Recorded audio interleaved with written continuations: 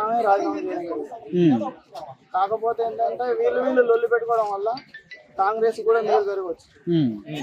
So ఇప్పుడు కవిత గారు పార్టీలకి వెళ్ళిపోయారు కదా, మరి ఆవిడకి ఎవరైనా సపోర్ట్ చేస్తారా ప్రజలు?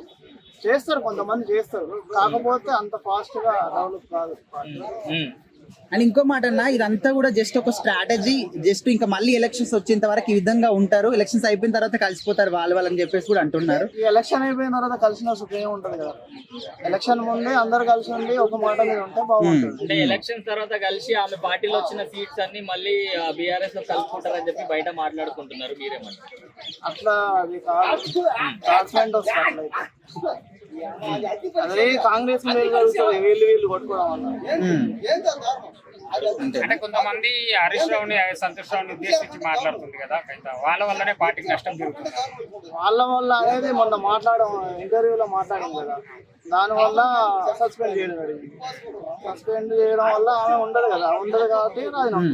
అంటే మా నాన్నగారు వీళ్ళందరూ కేటీఆర్ గారు కేసీఆర్ గారు అందరు మంచోళ్ళే, జస్ట్ హరీష్ రావు సంతోష్ రావు గారు ఇద్దరే కాంగ్రెస్ తో కుమ్మక్క అయిపోయారని చెప్పేసి వాళ్ళిద్దరే చేశారని చెప్పేసి కూడా మాట్లాడుతున్నారు కాబట్టి అంతా ఫేక్.